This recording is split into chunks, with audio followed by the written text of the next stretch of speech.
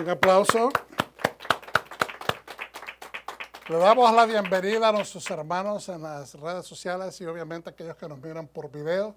Bienvenidos hermanos acá presentes a esta linda congregación de Raíces de la Fe. Siempre es un gran honor para mí, para mi familia, pues reunirnos con ustedes y dejarles saber de que estamos bendecidos porque estamos honrando al Eterno. Estamos en Shabbat. Diga conmigo Shabbat Shalom. Shabbat Shalom a nuestros hermanos que nos miran por las redes sociales. De verdad que es un gran privilegio que ustedes se detengan ahí en un momentito y que escuchen este mensaje que tiene como prioridad ser de gran bendición para sus vidas y de enriquecimiento para nuestra vida espiritual, obviamente. Y obviamente que también una de las cosas prioritarias que tenemos en mente cuando preparamos es glorificar a nuestro Padre, que el pueblo conozca de nuestro Creador, que conozca de aquel Dios que muchos a veces piensan que está muy lejos, pero que está más cerca que nunca. Semanalmente está cerca, porque es la cita o el citatorio divino que Él nos ha dado para estar en su presencia. Y qué privilegio, qué gran honor es que el Rey del Universo se acerque a nosotros en este día. Y lo hace desde el principio. Yo repito muy a menudo esto, pero la verdad es que es necesario. Adán, dice la Escritura, de que era visitado por Dios en el rocío de la tarde. Es decir, al caer el sol. Y eso nos deja saber inmediatamente que era Shabbat. En Shabbat el Señor lo visitaba. Y lo ha hecho desde un principio y nosotros continuamos recibiendo ese gran privilegio y ese gran manjar espiritual, emocional, mental, físico, de estar en la presencia de nuestro Padre. Así que un aplauso nuevamente para nuestro Creador. Tú mereces honra, gloria y adoración. Y gracias por enviar a nuestro amado Mashiach, Yeshua, el Hijo de Dios, aquel que pagó el precio para darnos expiación.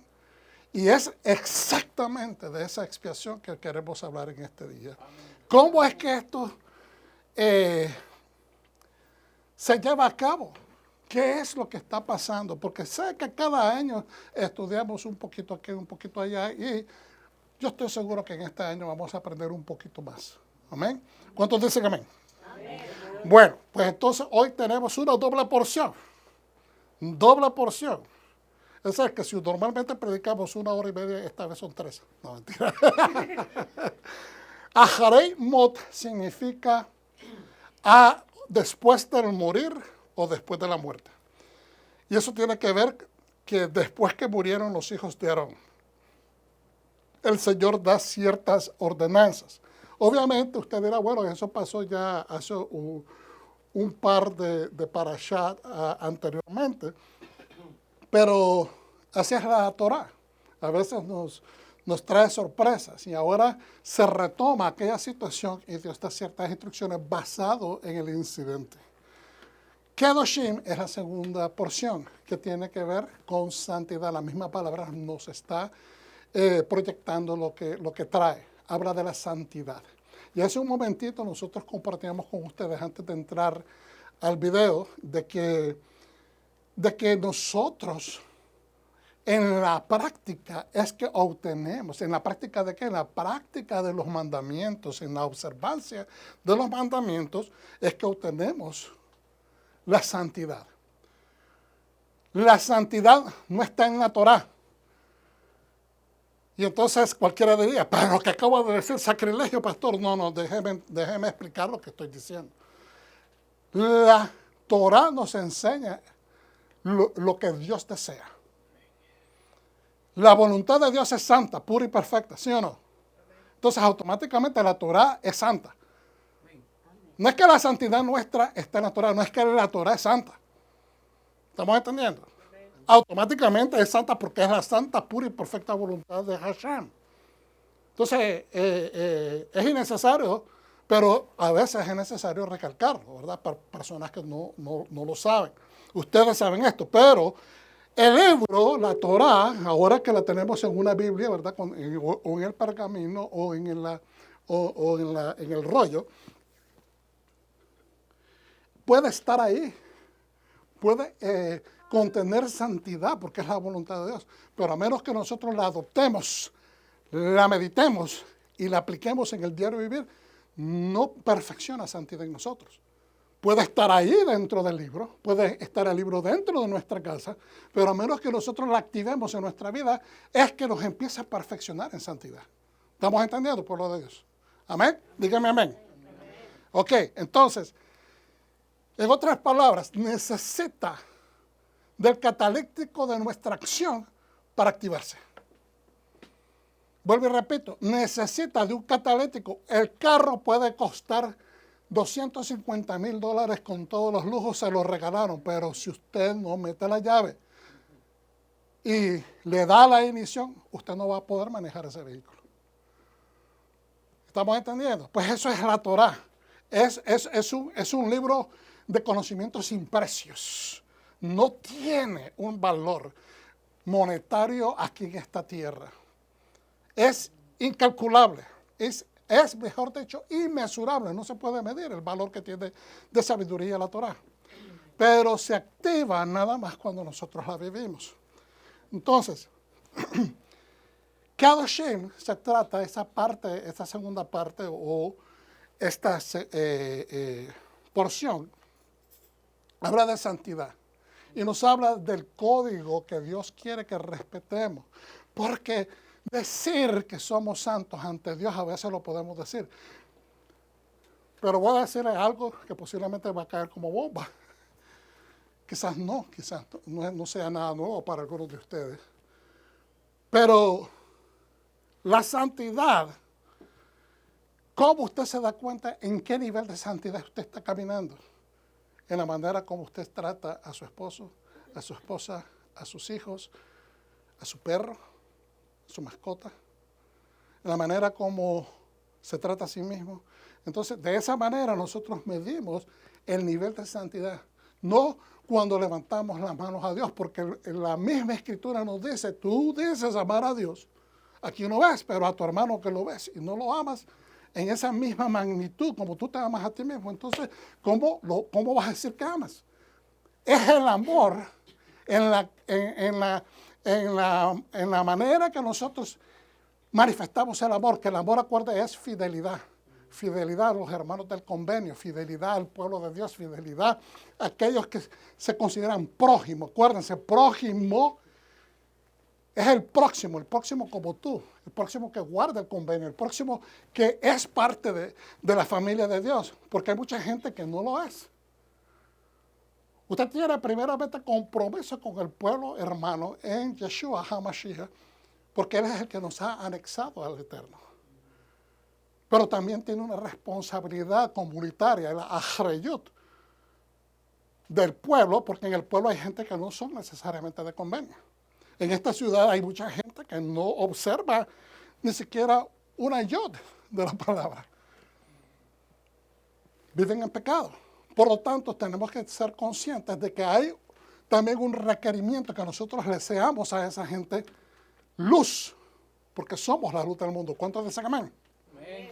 Entonces, mire, como subtítulo le puse yo, de la muerte a la vida. De la muerte a la vida. Y de impureza a santidad.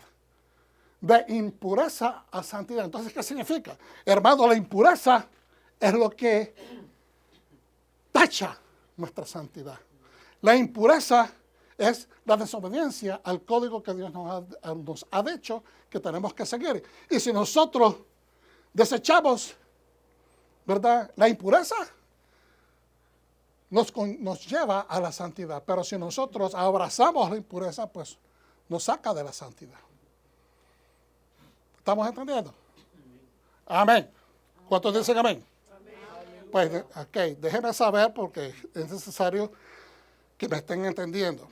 Aharemot y Kedoshim.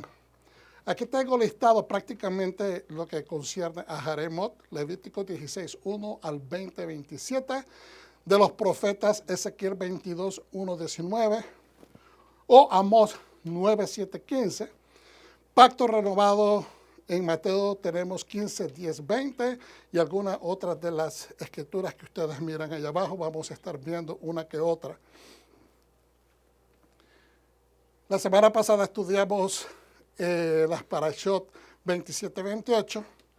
Hoy estamos estudiando la Parasha Ajeremot 29 y la Kedoshim, que es la número 30. Y esto es en relación al proceso de estudiar las Parashá a través de un año. Lo hacemos semanalmente. Le recordamos a los hermanos que nos miran que somos una congregación que les ama, hermanos. Estamos aquí en el Metroplex, en Irving, Texas, en el 1000 norte de la Beltline Road. Y somos una congregación que ama al Mesías y que nos arraigamos a nuestro Padre Celestial a través de nuestra obediencia en el Mesías, Yeshua. ¿Ves? Y oramos allá va nuestro Padre y nos arraigamos a su Torah, porque esa es la manera como le estamos atinando, dándole al blanco. Estos son algunos de los recursos que estamos viendo hoy del corazón de la Torah. También de nuestro padre Abraham, que acabo de darme cuenta que hay una segunda edición. Yo tengo la primera edición. Y algunos otros recursos que estamos conectando, tanto también detrás de las escenas del Antiguo Testamento, y algunos comentarios hechos tanto en Torah.org y en adición algunas otras cositas que vamos incluyendo para amplificar nuestro entendimiento de las Escrituras. ¿Están contentos, hermanos? Amén. Ok, pues en este resumen, miren rapidito, estoy tratando de hacer esfuerzo de solamente una página para el resumen. Amén. Aplaudan al pastor, por favor, que estoy haciendo esfuerzo, pero no se largan las cosas. Gracias, hermanos. La Parashá Ajeremot, después de la muerte, es lo que significa. Diga conmigo, Ajeremot, después de la muerte. Comienza describiendo el Avodá, el servicio. Avodá es servicio. Ritual del Yom Kippur o el día de expiación. Luego detalla las prohibiciones de ofrecer sacrificios fuera del Mishkan o del tabernáculo, de comer, ¿verdad?, sangre animal, de prevenirnos de no comer sangre animal, y termina con una lista de prohibiciones sobre relaciones sexuales con parientes cercanos, las cuales son prohibidas. Valga la redundancia. La Parashá Kedoshim, santos o santificados, como se podría decir también, inicia instruyendo a los israelitas a ser santos, apartados. Santos, apartados. Detalla decenas de leyes que regulan todos los aspectos de la vida. Fíjense bien, todos los aspectos de la vida. Y es bien interesante, ¿ok? Porque cualquier persona dice, wow, todos los aspectos de la vida. Es que hay unas ramificaciones de esos mandamientos. ¿Me está entendiendo? Quizás no los menciona todo globalmente, sería imposible de ponerle en un libro, pero cada uno de esos incisos o mandamientos nos llevan, se podrían ramificar en otra serie de situaciones similares. ¿Ves? Pero es importante leer Kedoshim, porque ahí está el cadre de muchas instrucciones que tratan de prevenir el conflicto entre hermanos, el conflicto entre ciudadanos, el conflicto cuando hacemos transacciones unos con los otros. Es decir, respetarnos. Amarnos significa ser fieles unos con los otros. Recuerde, amar y ser fieles en la antigüedad es prácticamente la misma palabra. Entonces, aspectos de la vida social, incluida la observancia del Shabbat. Es importantísimo entender que el Shabbat es de prioridad alta para el Eterno en nuestra observancia. Amar al prójimo y dejar partes de un campo sin cosechar para los pobres. ¿Por qué dejar esas partes en las esquinas, verdad, para los pobres? Porque es importante, es una responsabilidad comunal de una persona poder darse daca de esa manera, de que el pobre coma, que tenga un lugarcito donde ir a la cosecha de alguien que tiene la capacidad de tener cosechas y poder vender y hacer dinero, ¿verdad? Poder alimentar a las personas que están menesterosas en la comunidad. Ahora, termina detallando los castigos para ciertos tipos de idolatría y una conducta sexual inapropiada. Tiene que ver, ¿verdad?, con relaciones ilícitas detalladas por la misma Torá.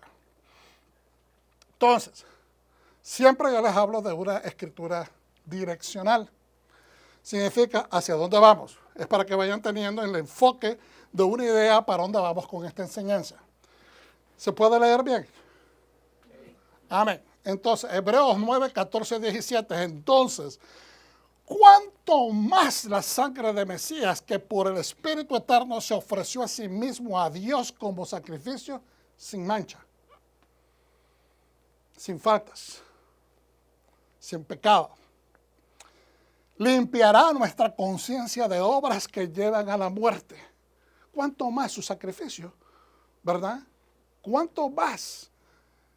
Entonces, la sangre del Mesías, que por el Espíritu Eterno se ofreció a sí mismo a Dios como sacrificio sin mancha, limpiará nuestra conciencia de obras que llevan a la muerte para que podamos servir al Dios vivo. Yo creo que muchas personas malinterpretan esto cuando dice limpiará nuestra conciencia. Creen que es algo como un acto de magia. Creen que es un acto de magia, que el Mesías va a venir y les va a causar que se olviden de las impurezas, que se olviden del pecado, que se olviden de sus experiencias del pasado. Y es un gran error. ¿Sabe por qué? Porque Dios no hace magias. ¿Ok? En la antigüedad, en los templos, había esta situación, los templos paganos. La gente hacía actos de magia para mantener ¿qué? A los demonios fuera. A mantener a los demonios fuera del templo.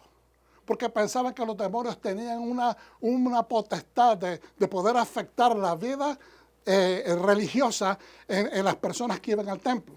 Entonces, y que estando en el templo era donde ellos atacaban, porque ahí ellos podían tener, digamos, un nivel más alto para poder afectar a los creyentes. Entonces, esto se llama en estudios antiguos y antropológicos, creo que es apotropaico. No es un término que usamos muy a menudo. Apotropaico. Se hacían conjuros, se hacían cosas para echar fuera a los demonios, conjuros de magia. Por eso es que la mayor parte de las culturas paganas tienen ese tipo de rituales para echar fuera demonios. Y por eso es que nosotros tratamos de enseñar a nuestros hermanos en la cristiandad que por muchos años han estado siempre hablando demasiado que el diablo acá, que el diablo aquí, que el diablo allá, que fuera los demonios, y piensan que hay una autoridad, que hay una potestad perenne que nos está afectando. Como que si Dios le dio permiso al enemigo, una licencia sin límite de atacar al pueblo cristiano. Es al contrario, si nosotros tenemos el espíritu de Mashiach, nosotros ya no somos elementos que están a la deriva. Ya no podemos ser constituidos como personas que están siempre afectados por los demonios. ¿Por qué? Porque Mashiach vive en ti, la santidad de Dios está en ti y el Espíritu Santo está en ti. Porque es que somos agobiados, no porque el enemigo vino y te tentó. Porque somos, dice, tentados por nuestras propias concupiscencias, dice la Escritura. La persona que vive bajo tentación es porque está flojo en oración, está flojo en su observancia, no quiere adherirse a la voluntad de Dios. Quiere seguir siendo el hombre viejo, pero santiguándose con de vez en cuando leer la palabra o escuchar la palabra en la iglesia. Y sorry que estoy siendo directo. Amén. ¿Cuántos dicen amén, hermano? Es una realidad. Entonces no podemos decir, porque estamos negando el poder de liberación del Eterno sobre nuestra vida. Estás negando que tu Dios te ha salvado, de que inclusive le costó enviar a su propio Hijo para sacarte del suplicio del pecado. Entonces no podemos decir de que el demonio acá, el demonio allá. Entonces, aquí, volviendo a la Escritura, tenemos que entender, y lo voy a leer nuevamente, Hebreos 9:14. En adelante. Entonces, ¿cuánto más la sangre de Mashiach? No por magia. ¿Okay? Puede ser un ritual, pero no por magia. Que por el Espíritu del Eterno. Por el poder, la esencia del poder de Dios, del Espíritu de Dios, se ofreció a sí mismo a Dios. Es a Dios, porque Él es el Cordero de Dios que quita el pecado del mundo. Como sacrificio sin mancha, limpiará nuestra conciencia de obras que llevan a la muerte, para que podamos servir al Dios divino. Entonces, ¿qué quiere decir eso? Si no lo va a hacer, te va a tocar un botón y te va a limpiar los deseos carnales y te va a limpiar tus maneras de pensar, tus actitudes, tus tradiciones de mala crianza en las cuales creciste y no te corrigieron tus padres, no te corrigió tu cultura o no quisiste aceptarla. Entonces, no te va a cambiar de esa manera. ¿Sabes la manera cómo hacer? Que empecemos a hacer exactamente lo que acabamos de discutir hace unos minutos anteriores. Que empecemos a observar la Torah, para que la misma Torah nos vaya llevando poco a poco a atinar éxitos, a atinar a momentos eficaces en nuestra vida, porque estamos obedeciendo la instrucción y que dice la promesa en el capítulo 28 de Deuteronomio, que si nosotros obedecemos todas las ordenanzas o leyes que tu Dios te ha puesto frente de ti en este día, vas a ser bendecido en la casa, vas a ser bendecido en la calle, vas a ser bendecido en el campo, vas a ser bendecido donde quiera y no te va a faltar nada en tu alacena, vas a tener suficiente en los negocios. Aleluya, denle un aplauso al Eterno, porque así es. Nosotros tenemos que hacer el propósito de autodepurarnos. No es por magia. No hay magia. Hermanos, les digo por el Espíritu Santo de Hashem, de Dios vivo, no hay magia. Tenemos que nosotros que hacer la depuración. Nos guste o no nos guste, es la única manera de cambio. El agente de cambio se singulariza por esto. Es un agente de cambio. No se somete al hombre viejo, sino que quiere marcar una diferencia. No puedes marcar diferencia si no hay una disposición y una disciplina para el cambio. Y no estamos buscando perfección en el sentido como los hombres lo interpretan, sino que la verdadera perfección es shalem, madurez, crecimiento, amplificación de conceptos. Es decir, que yo pueda medirme del año pasado para este momento que soy una persona completamente diferente. Que mis acciones ya no son las mismas. Que mis actitudes ya no reflejan las cosas feas y negativas que yo tenía antes. Y que yo he alcanzado la capacidad de poder renovar el espíritu de mi mente con la palabra de Dios, con la Santa Torah, con su santa instrucción. ¿Cuántos dicen amén, hermano? Es por esta muerte que Él es mediador de un nuevo pacto. Entonces, espérate un momento. Vuelve y dice, por la sangre que ahora, por su muerte, por su sacrificio, nos va a limpiar la conciencia. Hermano, Yeshua es la palabra de vida. Yeshua es la palabra encarnada. Yeshua es la misma Torah. Es la misma instrucción que necesitamos ingerir emocionalmente, ingerir mentalmente, ingerir intelectualmente para que haya cambio. Entonces, es por esta muerte que Él es mediador de un nuevo pacto. O voluntad. O voluntad, porque se trata de la voluntad del Padre. Le plació a Él hacerlo a través de este método. Y se lo avisó en Isaías al pueblo de Dios. Le dijo, no vas a creer lo que yo estoy haciendo. Voy a hacer una cosa nueva. Y no vas a creer lo que tus ojos van a ver. Es más, no lo vas a aceptar. Se lo estaba cantando. Usted lee el libro de Isaías. Usted se va a dar cuenta cómo Dios le está advirtiendo al pueblo. Y después le menciona al siervo sufrido. Isaías 52 y 53. Y todavía hoy en estos días, no lo quieren aceptar, ni siquiera quieren leer esos pasajes, porque hay un segmento del pueblo, de los líderes, que piensan que se les van a abrir los ojos al resto del pueblo. Entonces, y dice, debido a que ha ocurrido una muerte que libera a personas de las transgresiones cometidas bajo el primer pacto. Y aquí necesito que separemos esto. Es importante, hermanos. Es importante separar. Fíjense en lo que dice la Escritura, cómo está escrito. ¿Okay? Observen. Observen. Es por esta muerte que él, Yeshua, es mediador de un nuevo pacto. O de una nueva voluntad que Dios insertó. Hizo un addendum, una enmienda a su ley. Debido a que ha ocurrido una muerte que libera. ¿Qué fue lo que pasó inmediatamente que se mató al cordero en Egipto? Hubo liberación. ¿Ok? Física. Estaban esclavos físicamente de un pueblo. Pero ahora Yeshua nos está liberando de una esclavitud espiritual, una esclavitud carnal, una esclavitud de pecado. Entonces dice, nos libera a personas de las transgresiones cometidas bajo el primer pacto. Entonces la gente automáticamente, cuando escuchan esa forma de expresarse, piensa que está hablando, ok. Entonces significa que la ley en el Antiguo Testamento, dada a través de los 5 libros, es inservible, no sirvió para nada, porque la gente continuó pecando. Esa es la manera como mucha gente ha interpretado. Pero no, la Torah sigue siendo efectiva, poderosa, santa. ¡Aleluya! Sigue siendo la misma. Es la palabra de Dios. Entonces, dice, los que han sido llamados pueden recibir lo prometido. Hermano, ¿qué dice Yeshua? Muchos son los llamados y pocos los escogidos. Pero, ¿qué es lo que quiere decir eso?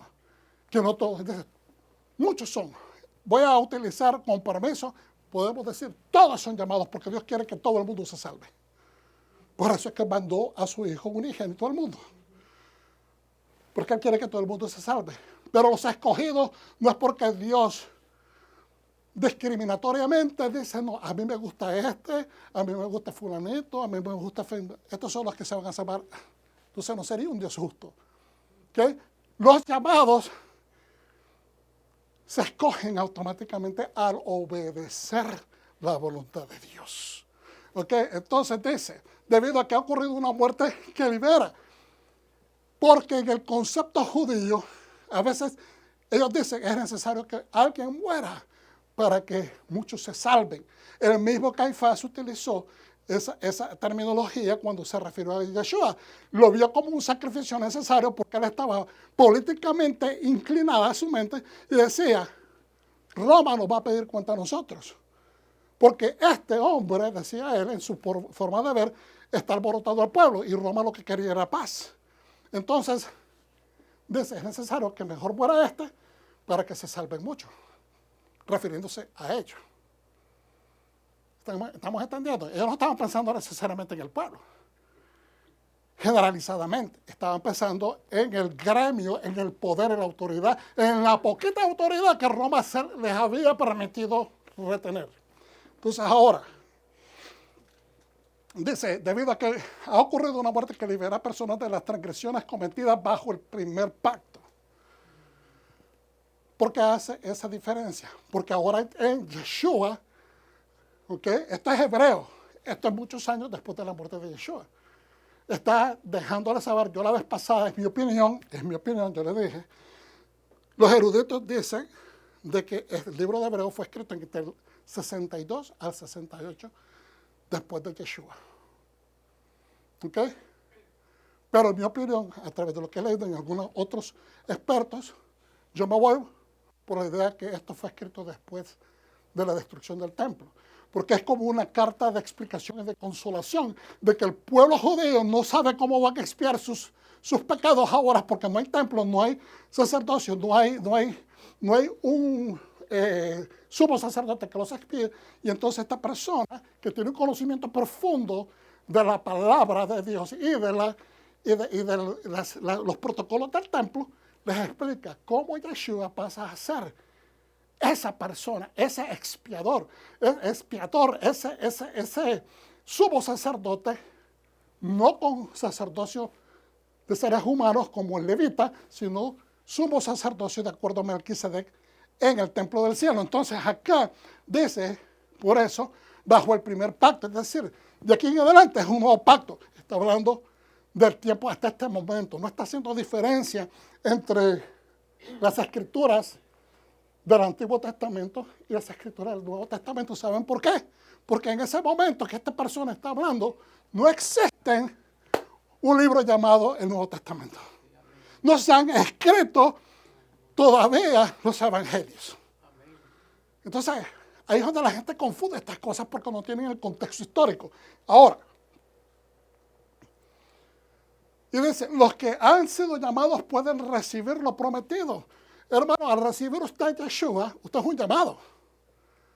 Pero solo los que están dentro del pacto tienen la potestad, la autoridad, el beneficio, la misericordia de parte de Dios que usted reciba lo prometido. La gente fuera del pacto no reciben esas cosas. Entonces, herencia eterna. No solamente lo que recibimos en el momento que estamos activamente viviendo, pero la herencia eterna, la vida eterna. Entonces ahora, 16, porque donde hay un testamento, necesariamente debe presentarse prueba de la muerte de su autor. Usted no se presenta donde el abogado, la oficina de abogados, vengo a colectar mi herencia que mi papá me dejó. Y un ejemplo, ¿verdad? Diciendo, bueno, pero yo no he recibido notificación que tu papá se murió. Hasta que tu papá se muera, puedes colectar la herencia. Entonces tiene que haber una muerte para que el testamento entre en vigor. Entonces dice, ya que un testamento solo surte efecto después de la muerte. Nunca tiene fuerza mientras su hacedor, el que mandó a hacer el testamento, todavía está vivo. Entonces, teniendo eso bien en cuenta, se lo voy a repetir, ya que un testamento solo surte efecto después de la muerte. Yeshua murió y resucitó. Él murió abriendo una gran puerta para las naciones del mundo que podamos entrar a ese nuevo o renovado pacto que ahora nos incluye a nosotros cuando antes no teníamos eso.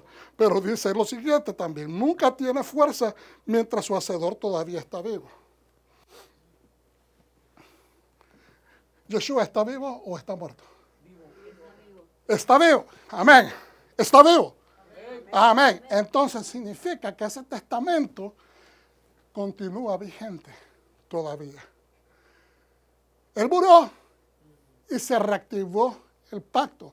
Pero como él está vivo, él todavía sigue siendo no solamente autor, consumador, pero sigue siendo el que está observando. Por eso es que él está orando por nosotros, intercediendo por nosotros, porque él está viendo cómo nos estamos rigiendo. Porque él a lo último le tiene que entregar cuentas a su Padre, quien le puso toda la autoridad en sus manos a él. ¿Estamos entendiendo? Entonces, todavía él está vivo. La palabra de Dios sigue activa. Si él estuviera muerto y no hubiera resucitado, entonces la gente estuviera cuestionando, entonces, ¿para qué sirvió la palabra? Estará viva la palabra. Sirvió de algo la palabra. Pero si eres la palabra viva, significa que todo el cadre de todas las leyes, los 613 mandamientos siguen activos y vivos. Siguen vigentes. Porque Él no ha muerto. Aleluya. Bendito sea el Eterno. Aleluya. Y entonces, ¿en qué manera tenemos que entender esto? ¿En qué manera? ¿Se terminó entonces la ley? ¿Se terminó la Torá? Claro que no. De ninguna manera no. Como dice Rab Shaul, ni lo permite el cielo. Aleluya. Vamos a levantarnos para hacer la oración. Gracias, Padre, por esta introducción.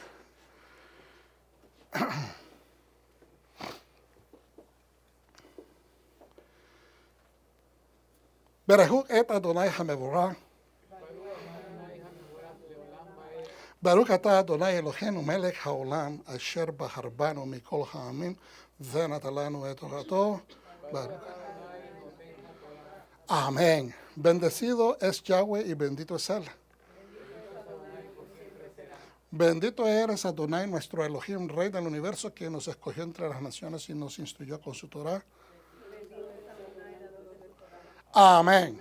Pueden sentarse, hermano, y gracias.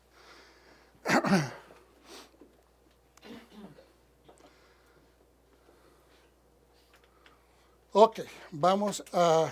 Antes de empezar, quiero detenerme un segundito porque quiero que me entiendan exactamente. No quiero asegurarme, ¿ok? Hermanos, no porque diga que a ustedes les falta entendimiento, por favor, no, de ninguna manera, sino de que aquí está hablando porque un testamento necesariamente debe presentarse prueba que de la muerte de ese autor para que entre en vigor, para que usted lo pueda recibir. Pero este testador murió, automáticamente le hace accesible el testamento, lo introduce, lo injerta a las bendiciones de Dios, que solamente le pertenecían en un tiempo a Israel. Pero no solamente se la entrega, pero ahora, ¿verdad? Como él todavía está vivo, se lo sigue entregando. Usted ya lo recibió, no se lo va a quitar. Pero él se asegura ante el Padre Eterno que cuando usted levante las manos, como Él nos enseñó, Padre, en el nombre de Yeshua, vengo a tu presencia por el mérito de mi Salvador, escucha mi plegaria.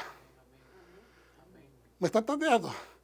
Porque ahora no solamente usted está dentro recibiendo las bendiciones, pero tiene un mediador que está vivo y que Él sabe de que hay promesas que a través de su sacrificio se activaron. Y entonces ese mediador se va a asegurar que usted las continúe recibiendo.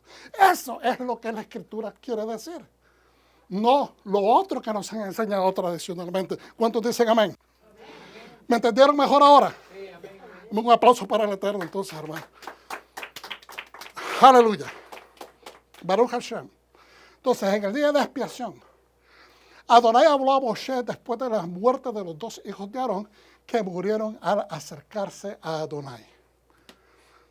Dios dijo a Adonai a Moshe, di a tu hermano Aarón que no entre en cualquier tiempo en el santuario que está tras el velo, que no entre al lugar santísimo cuando le dé la gana, ante el propiciatorio que está encima del arca, no sea que muera.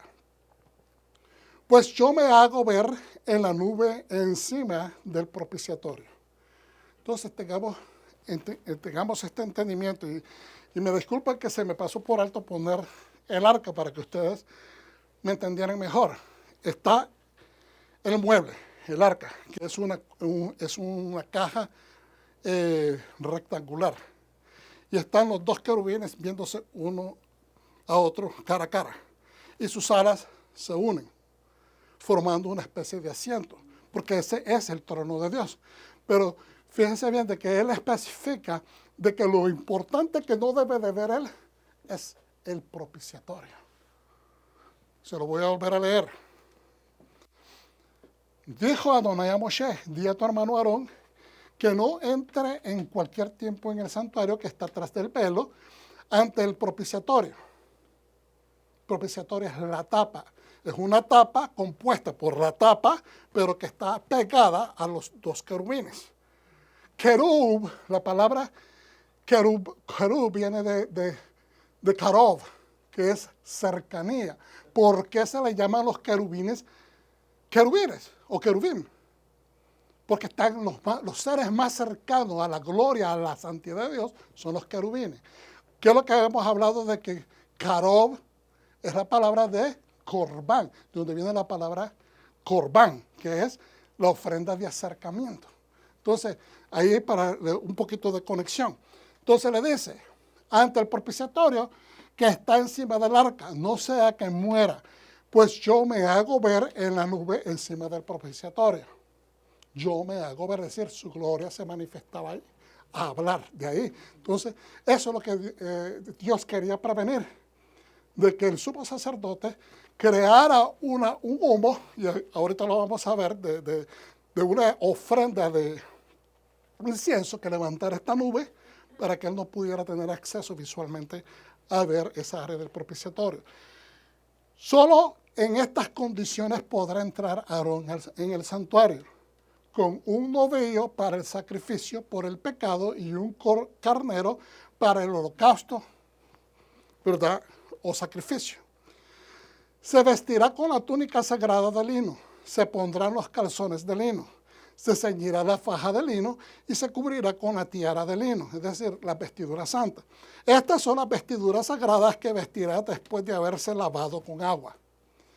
De esa manera se va a presentar él, no con sus ropas de gala, no con las ropas bien pomposas del sumo sacerdote, sino con ropa de lino, en blancura, porque él está representando que él ha cuidado meticulosamente todos los aspectos de santidad para llegar a tener el privilegio de estar ante el Padre Eterno. Recibirá de la comunidad de los israelitas 2 machos cabríos para el holocausto. ¿De dónde vienen esos? No de lo que tienen en el corral del santuario, sino que estos machos cabríos, ¿quiénes los van a dar? La comunidad. Recibirá de la comunidad de los israelitas 2 machos cabríos para el holocausto.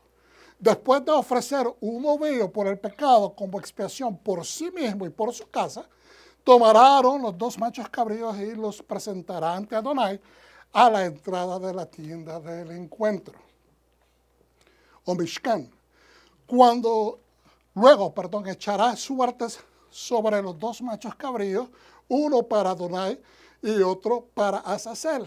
¿Cómo ellos echaban la suerte? No es que jugaban dados,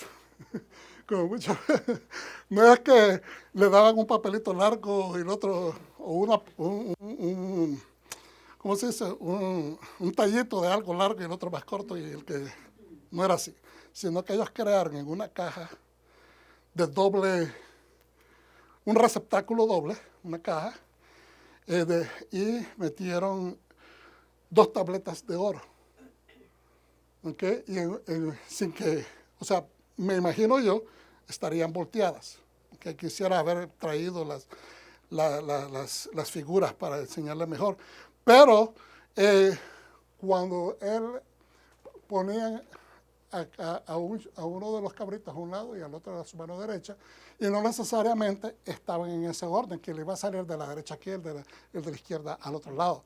No, podrían haber estado intercambiadas, es decir, el que decía derecha o el que decía izquierda, ¿me está entendiendo? Entonces, cuando él levantaba, tenía que decir en voz alta, no el sumo sacerdote, pero era secundado por otro sacerdote que verificaba de que eso exactamente era así, para que no hubiesen duda. Entonces, ¿y por qué? Porque acuérdense que uno de esos cabritos iba a ser enviado al desierto.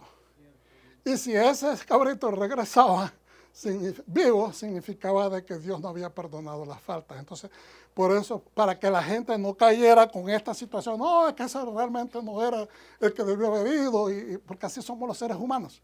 Se evitaba, siempre se certificaba de una manera legal que las cosas se habían hecho meticulosamente, buscando complacer el corazón de Hashem, no el de los hombres. Amén. Los sacerdotes tenían una sola función: asegurarse de obedecer lo que Abacadosh dice. Amén. Entonces, luego echará suerte sobre los 2 machos cabríos, uno para Adonai y el otro para Azazel. Presentará el macho cabrío sobre el cual haya caído la suerte para Adonai, ofreciéndolo como sacrificio por el pecado. El macho cabrío sobre el cual haya caído la suerte para Azazel, lo colocará vivo delante de Adonai para hacer sobre la expiación y echarlo al desierto para Azazel. Entonces usted me preguntará, ¿qué es este Azazel?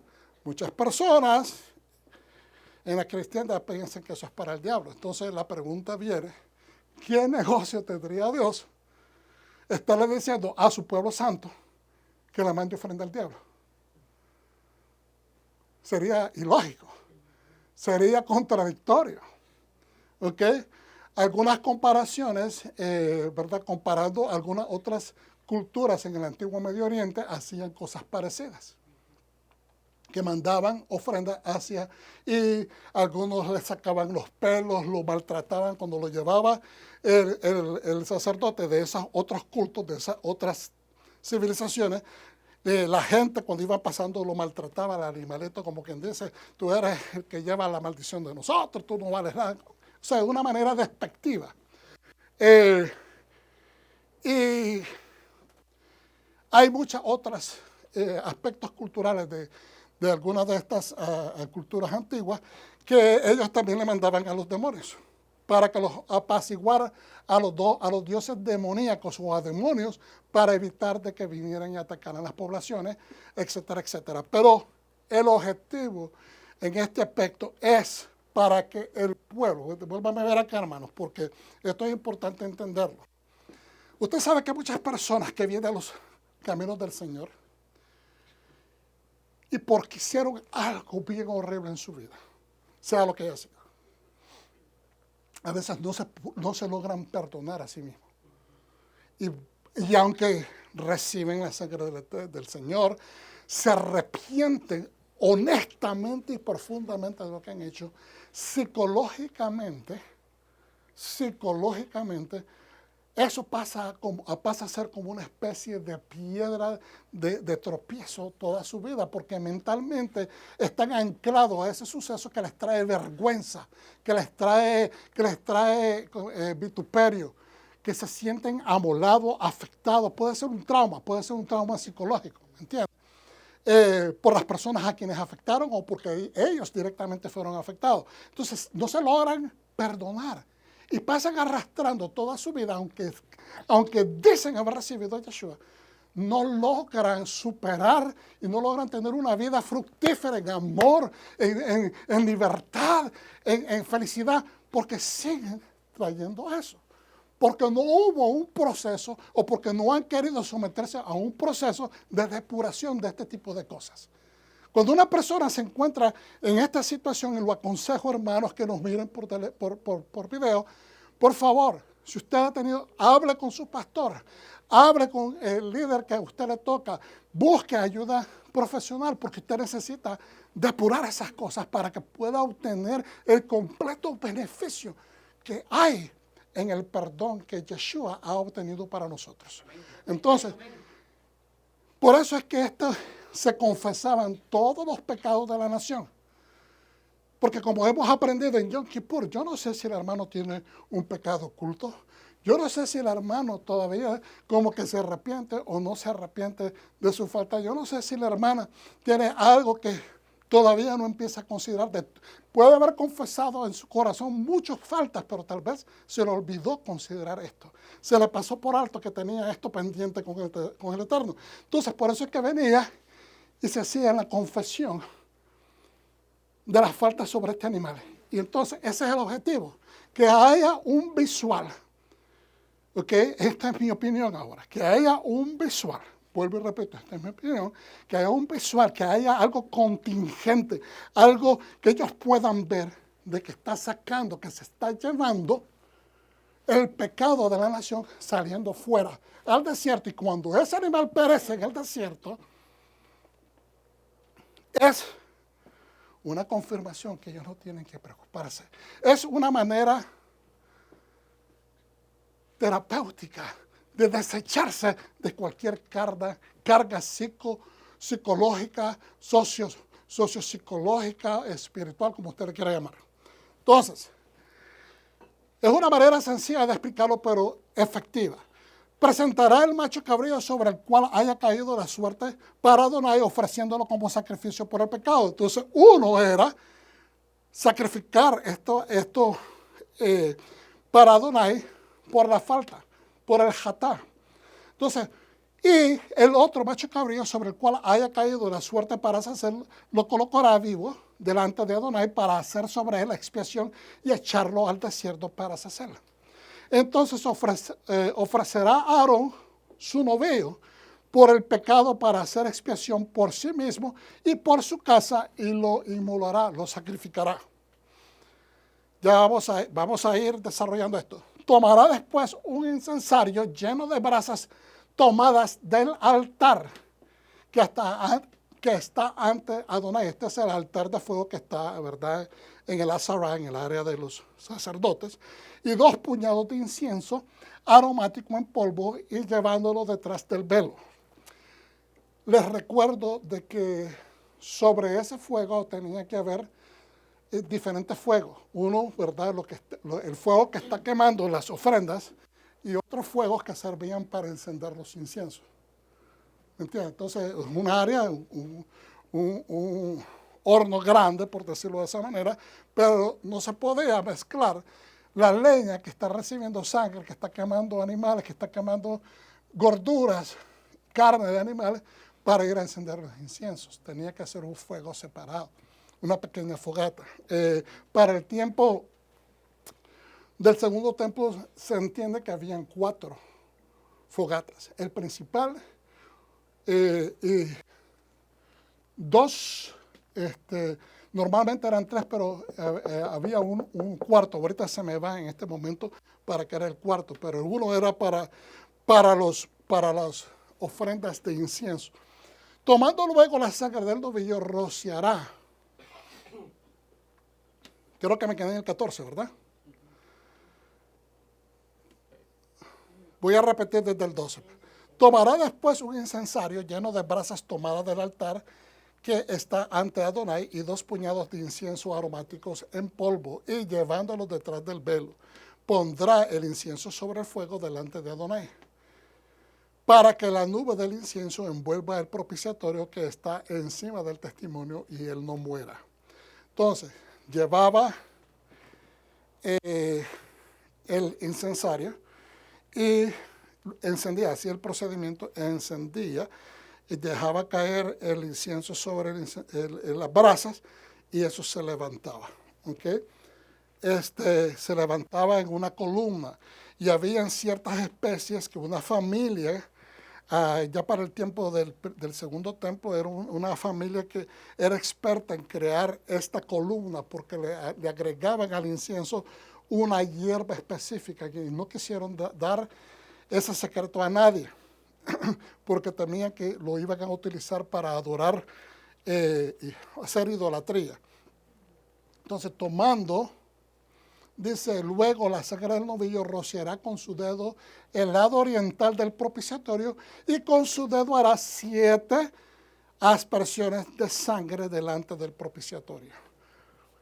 Después inmolará el macho cabrío como sacrificio por el pecado del pueblo y llevará su sangre detrás del velo, haciendo con su sangre lo que hizo con la sangre del novillo. Rociará el propiciatorio y su parte anterior, es decir, va a repetir el procedimiento exactamente igual. Por mucho tiempo creímos de que el rociar la sangre era sobre el propiciatorio en sí, pero es enfrente del propiciatorio, dice. Y hay un video que ha sido emitido, magnífico, que lo acaban de compartir el hermano Rico Cortés, el link. Ya tiene tiempo de haber sido compartido esto en YouTube, pero es primera vez que yo me di cuenta que esto existía. Y es un video como de 1:30 más o menos, donde se explica todo el procedimiento de Yom Kippur visualmente. Es como un movie. Y es muy hermoso ver cómo vamos entendiendo. Y uno de los que voy para explicar esto, que por mucho tiempo creímos que la aspersión se hacía sobre el propiciatorio en sí. Pero dice enfrente del propiciatorio. Y ellos ponen de una manera, hay algunos que piensan, ¿verdad?, en este caso, de que esto se hace enfrente, en línea directa y en dirección del arca del pacto. Otros continúan pensando que es sobre el propiciatorio, pero eso ya queda, ¿verdad?, para cada persona pensar lo que quiera pensar. Pero es interesantísimo y yo creo que ese video lo vamos a ver más adelante porque creo que va a clarificar muchas preguntas. Bueno, continuamos. Versos 16, y vamos a terminar ahí por el 18-19. Así purificará el santuario de la impureza de los israelitas y de su rebeldía y de todos sus pecados. Fíjense bien lo que está diciendo. Así purificará el santuario de las impurezas de los israelitas y sus rebeldías y de todos sus pecados. Va a purificar el santuario. No está hablando de purificación todavía de las personas, del pueblo. ¿Estamos entendiendo? ¿Están viendo? Entonces, lo primordial primero es santificar, limpiar, purificar el santuario. ¿Okay? Eso es lo primordial. ¿Lo estamos viendo? ¿Okay? Lo mismo hará con la tienda de encuentro que mora con ellos en medio de sus impurezas. Que mora con ellos en medio de sus impurezas. ¿Okay? Por eso había que hacerlo. Primero era limpiar el santuario de esas impurezas. Nadie debe estar en la tienda de encuentro cuando Aarón entre a hacer la expiación dentro del santuario hasta que salga. Por mucho tiempo yo creí de que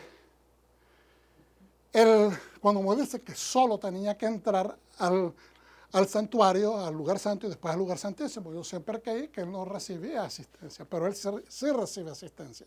Al lugar donde entra solo es al santísimo, pero en 2 ocasiones hay asistencia que le dan al sumo sacerdote, un solo asistente que le ayuda en caso de que necesite maniobrar algo y necesite ayuda. ¿Ok?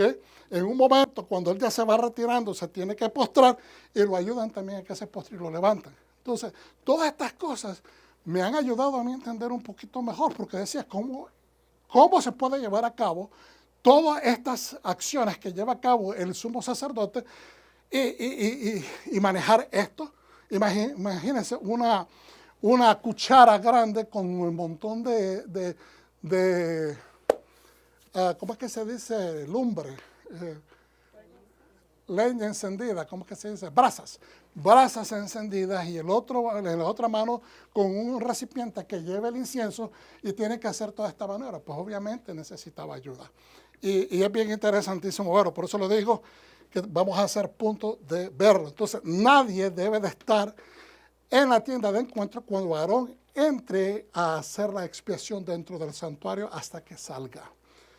Está hablando, ¿verdad?, de que inclusive cuando lo ayudaban, inmediatamente que lo asistían, ellos se retiraban, no le daban la espalda al santuario, sino que regresaban caminando hacia atrás.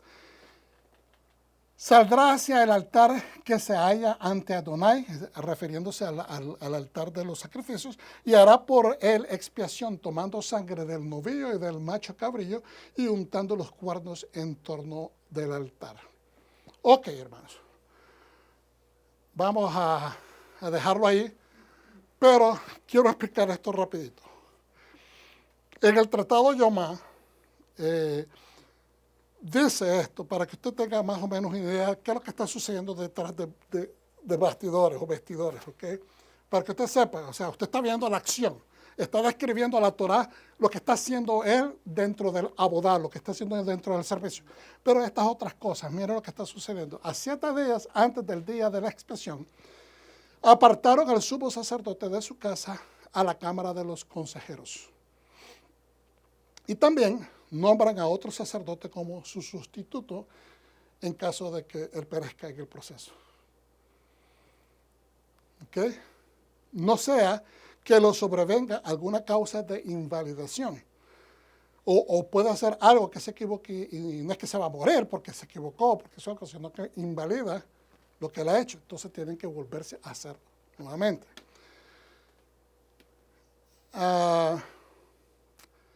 Judá dice, también designan a otra mujer como sustituta de su esposa, para que no muera su mujer. Pues, ¿qué dice? Y hará expiación por sí mismo y por su casa. Qué interesante. Su casa no se refiere a su esposa. Perdón, su casa, su casa, esto se refiere a su esposa. Ellos le dijeron, si es así, el asunto no tiene límite. Es decir, también cubre a los hijos. A los 7 días arroja la sangre, ofrece el incienso, arregla la lámpara y ofrece la cabeza y las patas traseras de la ofrenda completa diaria. Esto es de las ofrendas, el tamid que se hacía diariamente. Pero los demás días, si quería ofrecer, lo ofrece. Es decir, que no era obligado que él ofrezca el tamid, pero en este día, en el 7º día, el sumo sacerdote lo tiene que hacer. Pero los demás días, si quiere ofrecerlo, lo hace, si no, no. Porque un sumo sacerdote ofrece una porción por cabeza y toma una porción por cabeza de los otros sacerdotes. Le entregaron a ancianos pertenecientes al atrio y le leyeron el rito prescrito del día de expiación. Y ellos le dijeron, Señor mío, sumo sacerdote, tú lo leíste con tus propios labios. Es decir, estás entendido. Para que no lo hayas olvidado o nunca incluso lo hayas aprendido para empezar. En la víspera del día de expiación, al amanecer, lo instalaron en la puerta oriental y le trajeron bueyes, carneros y ovejas para que esté informado y familiarizado con el servicio. Todos los 7 días no le quitaron comida ni bebida. Fíjense bien, él por esos 7 días que estaba ahí comió normalmente. Pero en la víspera del día de expiación, él, al anochecer, al caer el sol, no le dejaron comer mucho.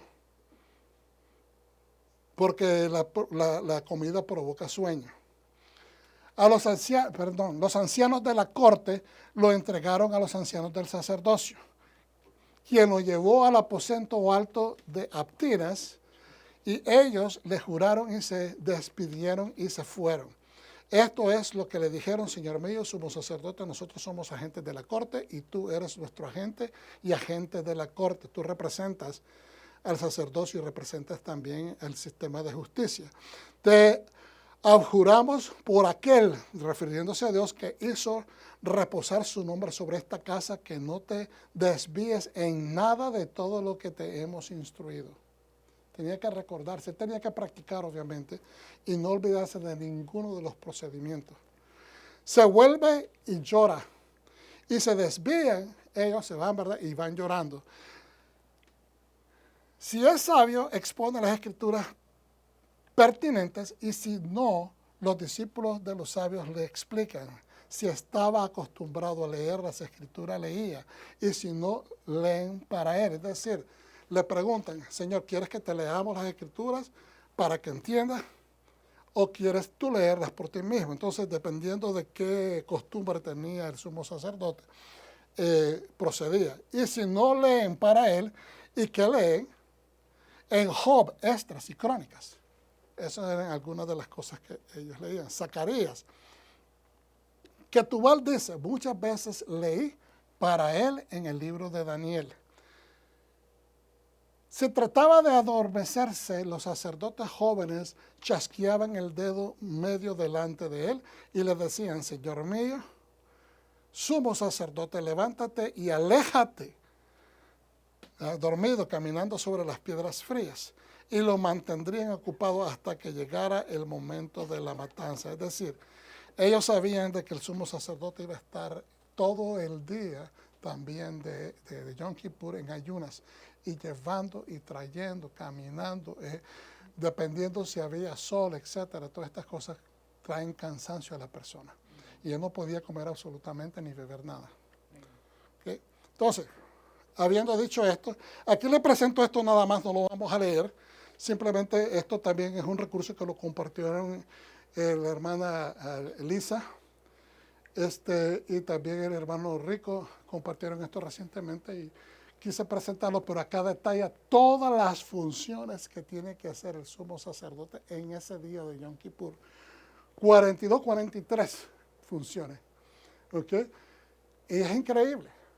Y aquí miren cuántas veces, por ejemplo, aquí detallaron la primera vez que hace una inmersión, la segunda vez que hace una inmersión, tercera, cuarta y quinta inmersión. Cada vez que él hacía una inmersión, se tenía que cambiar de ropa.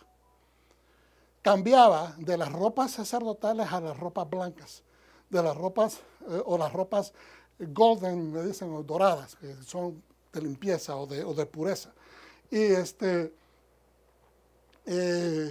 y después todo, ir para arriba a tomar la mikvah, bajar, cambiarse. Es increíble el procedimiento. Y lo único que yo quiero que observemos con esto hay una razón. Que por qué dice la Escritura de que él tenía que estar solo.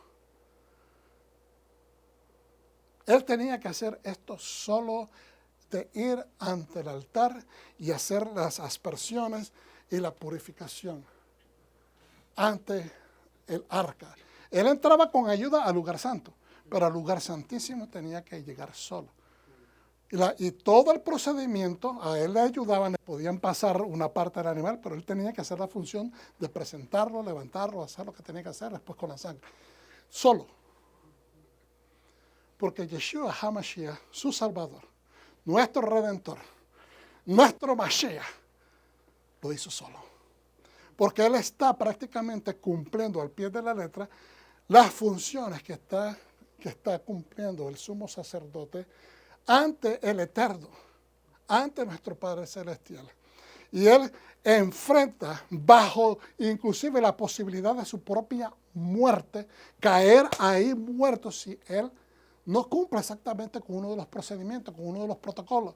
Pues imagínense, si esto es para un varón cualquiera, y no digo cualquiera en el sentido despectivo, o en el sentido de minimizar lo que es un sumo sacerdote, me estoy refiriendo a un ser humano, pero que se ha dado a la disciplina de servir, ha sido preparado desde niño para servir a Dios. Si eso se espera, esa perfección de un ser humano, ¿cuánto más se esperaba de la perfección del Hijo del Eterno? Que lo sufrió todo. No solamente llevar el peso de nuestros pecados, pero el vituperio, el maltrato que no merecía. ¿Cuántos dicen amén? Amén. Y decimos gracias, Padre Eterno. Gracias, bendito Yeshua. Entonces, ya estamos terminando, hermano. Me voy a tomar un poquito de agua. Gracias, compromiso. Entonces, en el día de Yom Kippur refleja 3 puntos expiatorios. Y esto es importante, los vamos a comentar. Purificar el tabernáculo dijimos que es número 1. Acuérdense, que él empezaba, ya el tabernáculo se había purificado, ya ellos se habían iniciado la semana anterior, pero ahora, en este día, están iniciando los servicios en el tabernáculo, entonces se tenía que purificar el tabernáculo. Amén. Primero, purificar el pueblo, que es el reino, que es la nación de Dios. Esto vea la intervención de ¿quién? Del Cohen Gadol, del sumo sacerdote, que es la prefigura del Mesías. Acuérdense, el sumo sacerdote es una sombra de lo que iba a venir en el futuro. Esto que estamos viendo, que estamos estudiando, de estas porciones son 3.500 años de hoy, en el 2021, hace 3.500 años atrás. Pero desde el punto de vista, cuando apareció Yeshua, eran 1.500. ¿Estamos entendiendo? Ok. Entonces, si le preguntamos punto número 3, purificarnos a través de la kavaná, inclinación correcta en el corazón y nuestro vidui. Diga conmigo vidui, que es confesión. Entonces, tenía que purificar el tabernáculo, tenía que purificar al pueblo a través de los sacrificios, vía la intervención del sumo sacerdote, que es el que está haciendo los trabajos de expiación, y la purificación nuestra a través de la kavaná. No importa cuántos sacrificios se sacrifiquen sobre el altar, si la persona no tenía la intención correcta en su corazón, si no se había arrepentido, si no hay ningún tipo de remorse, ¿cómo se dice? De remordimiento en su corazón, que ha pecado, que ha faltado y que quiere reconectarse con su Creador, entonces no sirve para nada los sacrificios. Por eso es que era importante, por eso es cuando la nación se presenta ante Dios en el día de Yom Kippur, todos tenemos que hacer el esfuerzo de ponernos a nivel porque queremos que todos reciban expiación. Porque cuando uno falla en medio del pueblo, ¿qué es lo que pasa? ¿Qué es lo que nos enseña la Torá y muchos otros escritos en los profetas? que cuando un cabezón se le ocurría, Dios decía, ¿sabes qué? El que viola el Shabbat va a morir. Ahí salió uno a recoger leña en día de Shabbat. ¿Qué le pasó? Se murió. No agarres nada del anatema, le dijo a Josué. ¿Qué pasó? Uno se fue y agarró unas piezas de oro, o no sé qué fue lo que agarró, y se lo llevó, lo escondió. ¿Qué sucedió? Hubo mortandad en el pueblo, hubo plaga. ¿Por qué? Porque hubo desobediencia. Cuando uno desobedece, ¿qué pasó también con el rey David? Sabía perfectamente que no se podía hacer censo. ¿Y qué hizo? Mandó a censar. Le dijo el asistente o el general, le dijo, Señor, ¿es necesario que tú tientes así al Eterno? ¿Qué pasó? Él lo hizo, le dieron el reporte y empezó la mortandad. ¿Por qué? Porque cuando alguien decide, no importa si es el rey, alguien decide faltar, toda la nación va a padecer. Especialmente si es el rey, porque él representa a todo el reino. ¿Cuántos dicen amén? Amén. Ok. Si le preguntamos a un judío sobre el significado de Yom Kippur, el día de expiación, dirá, es un día de arrepentimiento y perdón. Un día donde se expían los pecados y se hacen posibles nuevos comienzos. Todos nosotros entendemos que sí, ¿verdad que sí? ¿Cuántos dicen amén? A ver, conéctense conmigo, hermano, conéctense conmigo. Esa es una descripción precisa de Yom Kippur, ¿sí o no? Entonces, y la experimentamos cada año. Pero en realidad es muy diferente el Yom Kippur descrito en la Parashat Ajerei Mot. Es diferente, porque ese es el concepto que se tiene. Es un día de perdón, un día de juicio. O sea, esa es la parte generalizada. En esta porción, Ajerei Mot, que significa después de morir o después de la muerte, es un poco diferente a lo que nos dice la Escritura. Cuando empezamos a desglosar, estas notas las tomé específicamente del corazón de la Torá, unas notas y algunas cosas ahí complementadas con otros estudios. Lo que Levítico capítulo 16 nos expone claramente es que tanto los pecados como las impurezas profanan el tabernáculo. Profanan el tabernáculo. Entonces la gente podría preguntar en nuestros días, pero ¿por qué tanta importancia a un edificio? ¿Es en sí el edificio santo? No. El edificio no es santo porque simplemente es algo físico, pero como fue dedicado a Dios, adquiere santidad. Y como la presencia, la Shahinah de Dios está residiendo en el recinto, automáticamente el recinto, la parte de afuera, todo el campamento, se vuelve santo. Toda la gente, porque están dentro del perímetro, se vuelve santo, están santificados por la presencia del Eterno. Entonces, los pecados, Levítico 16 nos expone claramente que tanto los pecados como las impurezas profanan el tabernáculo o Mishkan. ¿Por qué? Porque ahí está Dios. Y Dios ve, Dios es Dios. Las faltas, las pudredumbres, la mala crianza, las insensateces, los pecados están en proximidad. Entonces están en tanto en proximidad que están ensuciando el tabernáculo, están ensuciando su presencia, le están ofendiendo. Entonces los pecados no intencionales se pueden expiar a través de rituales de purificación regulares. Limpieza externa, y muchas impurezas se pueden erradicar ritualmente, pero es probable que quede algo de contaminación que contamine el Mishkan. Recordemos, hermanos, que algunos pecados no intencionales pasan desapercibidos, como les decía anteriormente. Es bien fácil decir, Señor, perdóname por todas mis faltas, por todas mis malas gracias y por todas mis torpezas. Es fácil decir una oración así.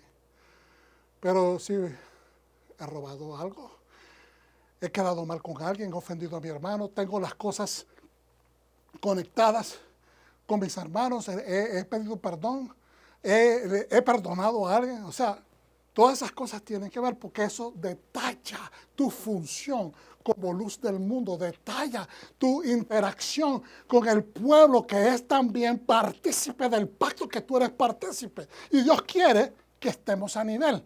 Entonces, perdón, recordemos algunos pecados no intencionales pueden pasar desapercibidos, se nos pueden olvidar. Y algunas personas probablemente sean menos cuidadosas con la pureza ritual que otras. Hay personas que son cuidadosas, cuidan su santidad, cuidan su vida de pacto con Dios, otras no. Lo toman por garantizado. Y no quiero ser grosero, no quiero ser tampoco presumido, no estoy tratando de ser así, ofensivo a nadie, pero la misma palabra dice, el mismo Yeshua de su boca, que a quien más se le perdona, más ama. Pero a que menos se perdona, menos ama. Es decir, no es que no amen a Dios, es que cuando una persona recibe y sabe que simplemente lo toma a la deriva, pues esa persona no está consciente de que realmente era un transgresor. Pero la persona que viene a conciencia de que era un transgresor, agradece el sacrificio de Yeshua, entiende de dónde lo han sacado. Un aplauso para el Eterno por eso, hermanos. Aleluya. Entonces, en particular, son los crímenes deliberados. Las faltas a propósito. Cuando digo crímenes, acordémonos que estamos hablando de pecados. De transgresión a la Torah de Dios, que es una constitución. Por lo tanto, si ofendemos la constitución, transgredimos la constitución, es un crimen. Lo que pasa es que la gente lo tiende a ver, que es espiritual, no es tan dañino como un crimen. Bueno, desde el punto de vista de la Torah, es exactamente crimen. ¿Okay? En particular son los crímenes deliberados, la rebelión o Ma'al. ¿Qué es Ma'al? Una persona que sabiendo, conoce la voluntad de Dios, decide rebeldemente ir en contra de la voluntad de Dios. Que contaminen, son estas rebeliones que contaminen el santuario interior, el de adentro, no el de afuera, el de adentro, que es el arca, donde mora la presencia divina. Y ese tipo de pecados, impurezas, no son expurgados por los rituales de expiación regulares. No había, como hemos aprendido con nuestros maestros, no había perdón para los pecados de rebelión. La enmienda grandísima de la cual nosotros somos beneficiarios es la que Dios hace a través de su Hijo Yeshua HaMashiach, donde Él introduce perdón para las rebeliones. Pero, una vez, pero si la persona vuelve a sus andanzas y vuelve a seguir rebelde, pues ya no hay perdón, porque ya no hay más sangre que lo purifique. Okay, entonces, en un intento para evitar que se acumule en la contaminación, todo el Mishkan se purga o descontamina una vez al año, que es en el día de Yom Kippur.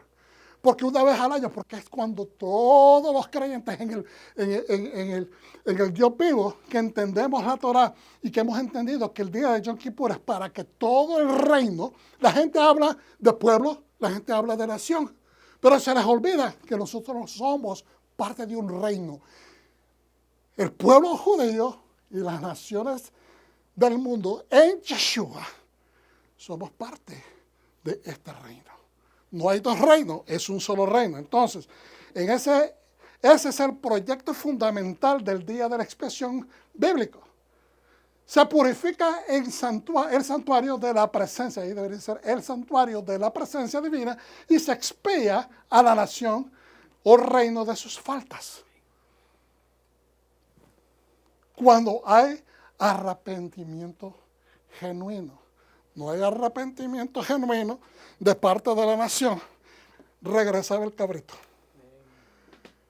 significando que no había perdón y que las maldiciones se retenían. Hermano, la maldición viene por causa de ¿qué? De no observar lo que dice Dios en su Torah. Está en Deuteronomio, las maldiciones y las bendiciones. ¿Qué es la maldición? La ausencia de la bendición. El haber desacatado la voluntad de Dios trae maldición. Es decir, caemos como faltos, como pecadores, como criminales que faltaron a la constitución de Dios, a la ley de Dios. Entonces significa que caemos bajo la ley. Bajo la ley es recibiendo el peso del castigo de la ley, que es una maldición. Mientras que estar en la ley es estar en obediencia. Acuérdense, nosotros no estamos sobre la ley. Nunca podemos estar sobre la ley. La ley está allí para beneficiarnos. y nosotros obedeciéndola es que obtenemos más beneficios. ¿Cuántos dicen amén? Amén. Vamos a terminar ya. Así, en un nivel teológico estricto, quiero que entendamos esto, que póngame atención, hermano. Se ocupa principalmente no de los pecados. Yom Kippur se ocupa principalmente de los pecados. Es decir, Levítico 16 se preocupa principalmente no de los pecados del pueblo judío, sino de la impureza del Mishkan. Estrictamente, lo primordial es eso. Todo por 364 días en un año se han cometido faltas en contra, han ofendido, el mundo ha ofendido a Dios. En la cosmovisión antigua sobre lo que está sucediendo en Levítico 16. Y entonces, en ese día, Yom Kippur, se purifica el recinto, el santuario. Y Dios otorga el perdón a la nación porque mira que su corazón está inclinado a Él y a tratar de restaurar el caminar. Es el pecado de la humanidad, principalmente del pueblo elegido en el pacto, porque Dios no tiene negocios con gente afuera, pero nada más con el pueblo que ha sido elegido a través de la Torah o a través de Yeshua, dependiendo de la situación, que ofrenda la pureza del santuario y por ende la santidad de Hashem. Es lo que ofende la pureza del santuario y por ende la santidad de Hashem. Un santuario profanado es una proposición aterradora, porque, fíjense bien por qué es tan importante. Según nos expresa la Torah en Levíticos, Dios no habitará en un lugar de impureza. Un santuario impuro o profanado indujo a Dios a retirar su presencia, su Shejinah de la comunidad israelita. Mientras persistía la impureza, Dios permanecía ofendido y el peligro de su ira y posible enajenación era inminente, es decir, que se enojara y trajera castigo. Entonces, ¿cuál es la importancia de purificar el santuario? De que Dios no esté ofendido y que se continúa esta ofensa sin arrepentimiento, sin sacrificio, sin honra, sin alabanza, sin reconocimiento, pues Él se va. El pueblo era bendecido porque el Dios de ellos está habitando en medio de ellos. Al Él abandonar el templo significa ustedes están a su merced. Yo no soy el Dios de ustedes. Se rompe el pacto entre Dios y aquellos que supuestamente dicen que están en pacto con Él, pero ellos lo han roto, entonces Él tiene que irse. Porque Él no va a habitar un lugar donde no hay santidad. Pues de la misma manera, nosotros somos el templo vivo del Espíritu Santo a través de Yeshua HaMashiach.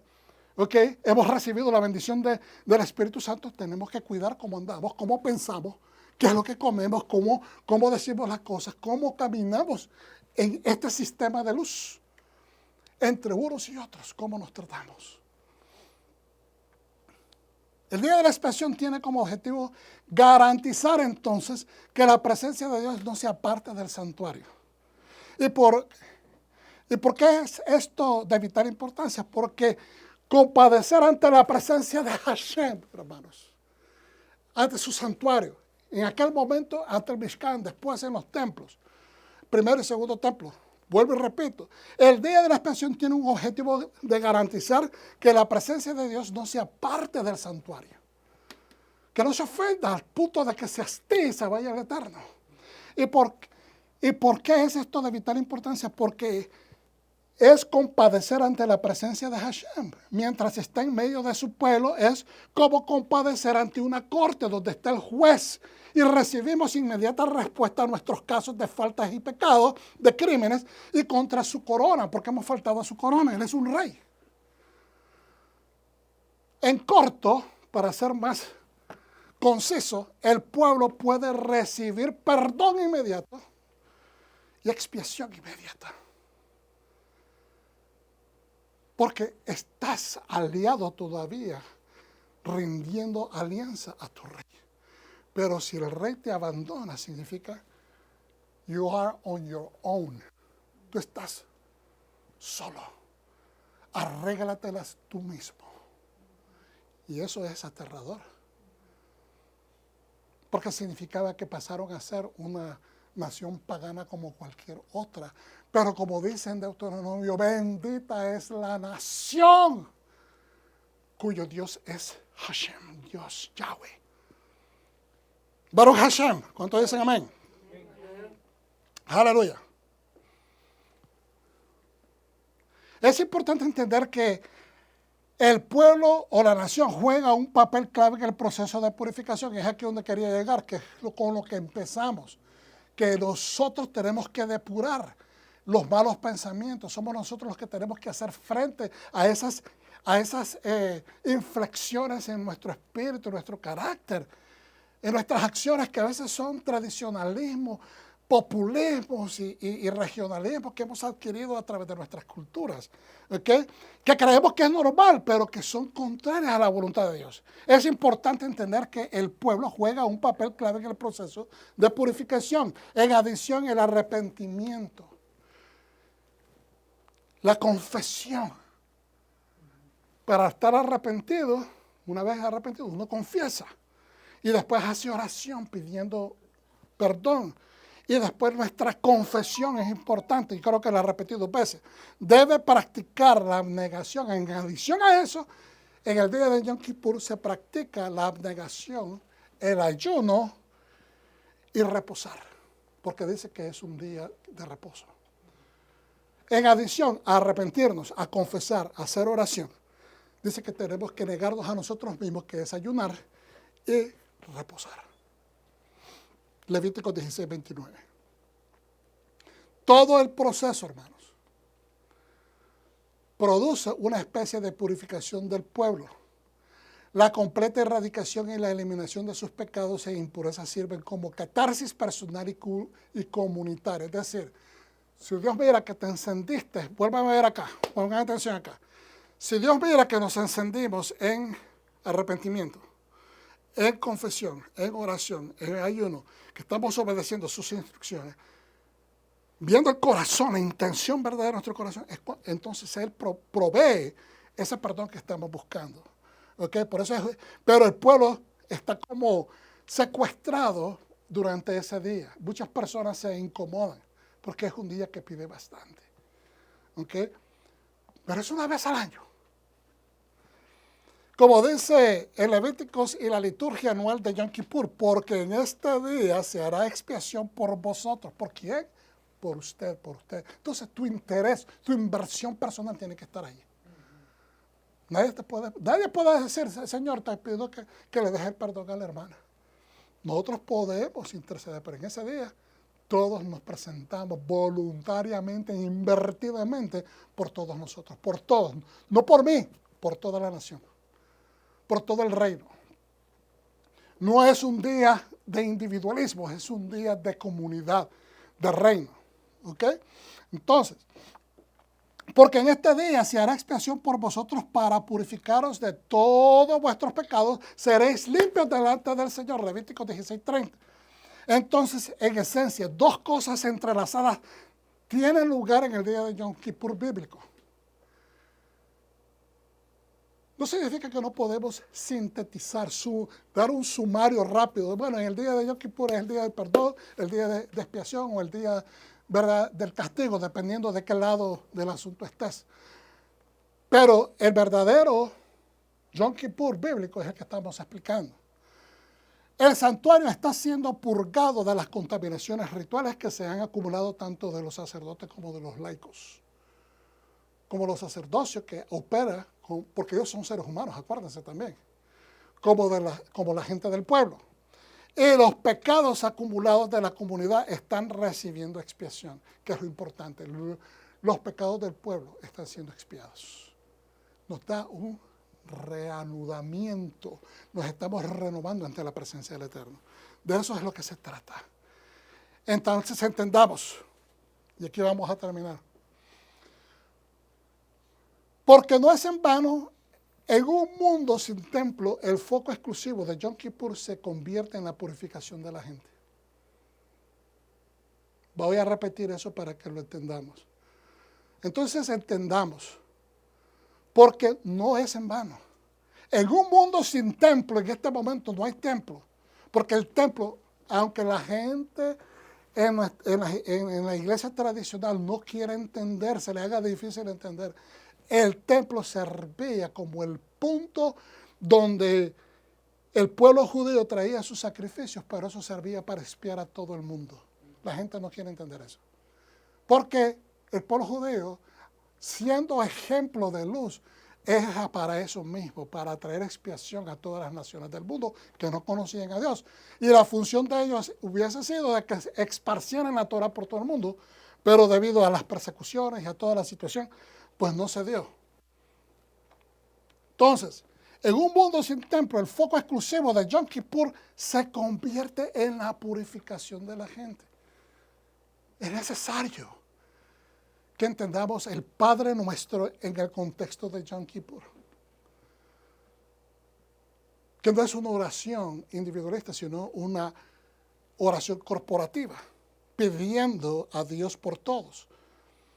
Por eso el escritor de Hebreos hace hincapié de consolar al pueblo en la falta del templo.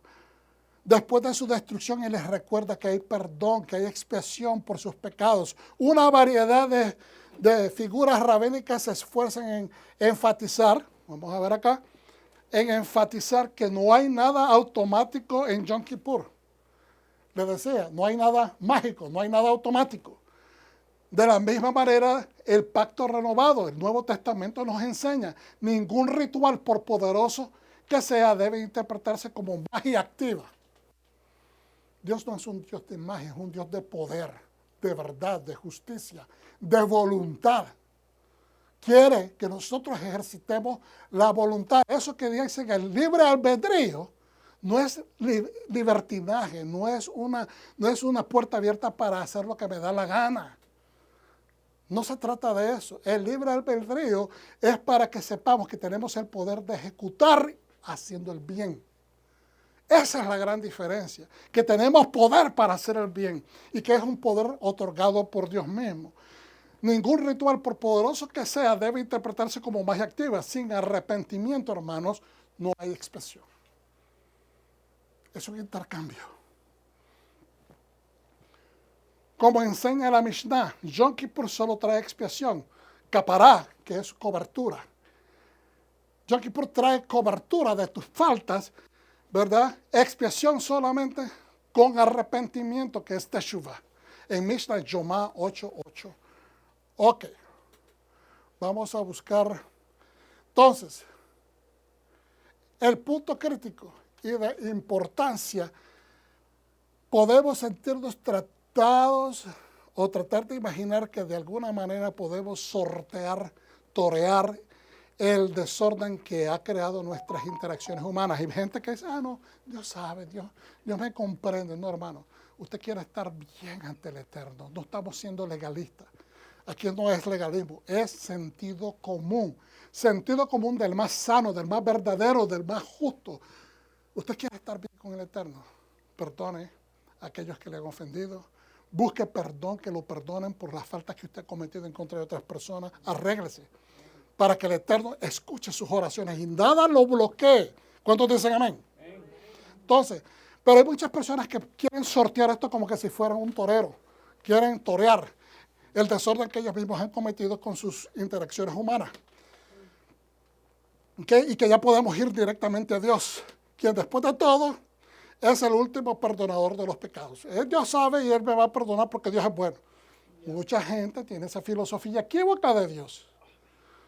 Si tú dices que Dios te va a perdonar aún siendo injusto, lo estás haciendo socio de tu impureza y Dios no acepta eso. Pero la Mishnah no se aceptará nada de eso. ¿Qué es la Mishnah? Estos son prácticamente las emisiones de los sabios de la jurisprudencia judía en relación de cómo ejecutar la ley adecuadamente en una corte, en un sistema, ¿verdad?, de justicia.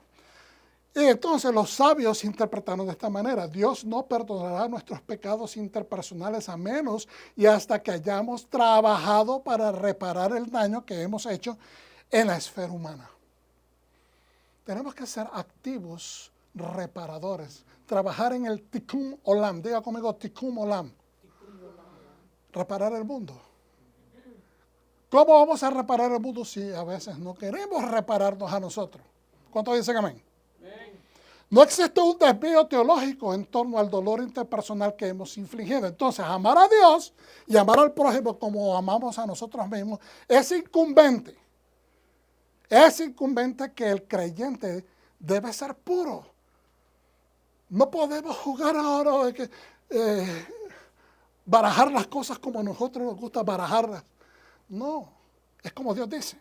Entonces, amar a Dios y amar al prójimo como a nosotros mismos incumbe que el creyente debe ser puro, debe purificarse dentro de las 3 esferas que este mandamiento señala.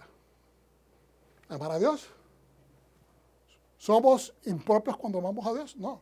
Pues entonces tenemos que amar al prójimo en esa misma luz y tenemos que amarnos a nosotros mismos en esa misma luz. Si nosotros cumplimos, siendo inclusive yendo al extremo de ser egoístas, si nosotros nos amamos adecuadamente de acuerdo al otro a nosotros mismos, vamos a poder ver luz para amar adecuadamente al hermano y amar limpiamente al Eterno. Porque mire, dice en Levítico 19:18, no te vengarás y no guardarás rencor hacia un miembro de tu pueblo, amarás a tu prójimo como a ti mismo, yo soy Dios. Y después dice en Jerusalén, Nadarim 9:4, esto es en el Talmud. Nuestros sabios dicen, identifican una misma con el principio fundamental sobre el cual está basado toda la Torá, amarás a tu prójimo como a ti mismo. ¿Y quién nos dice esas mismas palabras? Mire, lo agarramos de la Torá, lo agarramos del Talmud, de los sabios judíos, y ahora nuestro Mashiach, en Mateo 22, 37 al 39, amarás al Señor tu Dios con todo tu corazón y con toda tu alma y con toda tu mente. Este es el primero y grande mandamiento. Y el segundo es semejante a este. Amarás a tu prójimo como a ti mismo. Nos santificamos y nos purificamos ante Hashem, amándonos unos a los otros. ¿Lo recibes, pueblo de Dios?